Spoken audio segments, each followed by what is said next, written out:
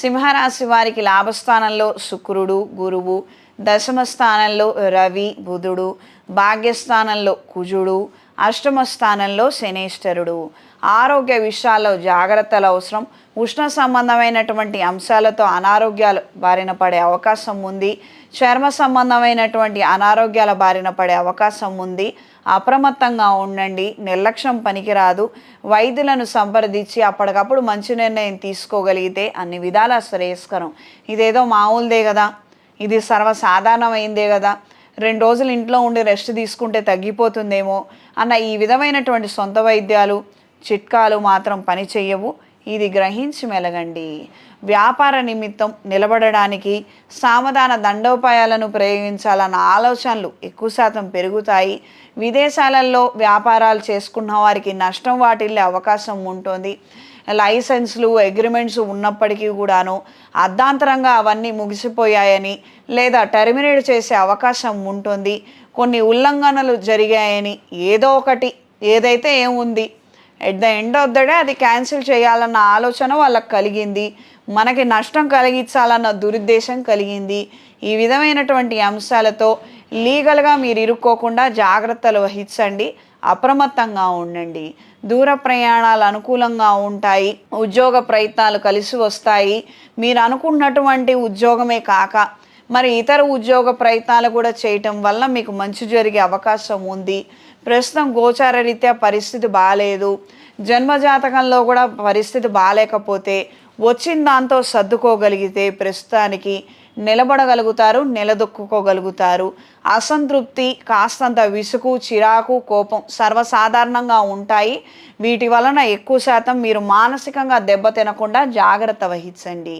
ఈ వారం పరిహారం: ఈ రాశిలో జన్మించిన వారు శనేశ్వర గ్రహ ప్రీత్యర్థము, అదేవిధంగా గురుగ్రహ బలం పెరగటం కోసము, మంచి జరగటం కోసము, ఆర్థిక అభివృద్ధి కోసము అఘోర పాశుపత హోమాన్ని జరిపించండి. ప్రతి శనివారం రోజున శనికి తైలాభిషేకం జరిపించండి. శివాలయంలో స్వామివారికి బిల్వదళాలతో గంధంతో అర్చన జరిపించి తీర్థ ప్రసాదాలను స్వీకరించండి. ఈ విధంగా 5 వారాల నుండి 9 వారాల వరకు ఈ యొక్క కార్యక్రమాలను చేయటం వలన మీకు మంచి జరుగుతుంది. అఘోర పాశుపత హోమం ఒక్కసారి జరిపించండి, మేలుని కలిగిస్తుంది. ప్రత్యేకించి అనారోగ్య సమస్యలతో బాధపడుతున్నాము, ఈ సమస్యల నుంచి బయటకి రాలేకపోతున్నాము అని అనుకున్నవారు ఈ మాసం లేదా వచ్చే వానాకాలంలో 4 లేదా 5 వేప చెట్లని నాటే ప్రయత్నం చేయండి. దీని వలన మీ అనారోగ్య సమస్యల నుంచి బయటపడగలుగుతారు. ఈ రాశిలో జన్మించిన స్త్రీలు దూర ప్రయాణాలు చేయాలన్న ఆలోచనలు ఉంటాయి. విహారయాత్రలు చేయాలన్న ఆలోచనలు ఉంటాయి.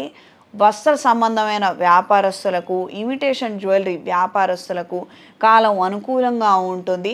సోషల్ మీడియాలో ఉన్నవారు మీరు మాట్లాడే విషయాల గురించి లేదా మీరు ప్రచారం చేసే విషయాల గురించి 1-2 సార్లు అథెంటిసిటీని తెలుసుకొని కనుక్కొని చేయండి. అంటే మీరు ఒరిజినల్ ప్రోడక్ట్ని ఎవరైనా డూప్లికేట్ చేస్తున్నట్లయితే ఆ డూప్లికేట్ ప్రోడక్ట్స్ని మీరు ప్రమోట్ చేసి మీరు లీగల్గా ఇరుక్కునే అవకాశం ఉండవచ్చు. కాబట్టి మనం ఏదైనా చేస్తున్నాం, ఇది మన ప్రొఫెషన్లో కామనే కదా అని మాత్రం అనుకోవద్దు.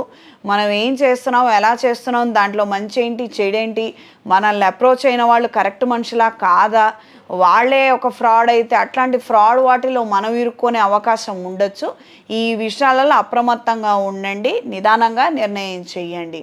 1-2 వారాలు మనం కనిపించినంత మాత్రాన మనకు వచ్చినటువంటి ఇబ్బంది లేదు. కానీ కనిపించి ఇరుక్కోనే కన్నా ఇదేదో మేలు తెలుసుకొని మెలగండి. ఈ రాశిలో జన్మించిన వారికి ఈ వారం కలిసొచ్చే రంగు తెలుపు, కలిసొచ్చే దిక్కు పడమర, కలిసొచ్చే సంఖ్య 2. శుభతిథి పంచాంగం ప్రామాణికగా నా పరిజ్ఞానం సహకరించిన మేరకు ఈ వారం 12 రాశుల వారి ఫలితాలను తెలియజేశాను. సర్వే జనా సుఖినో భవంతు.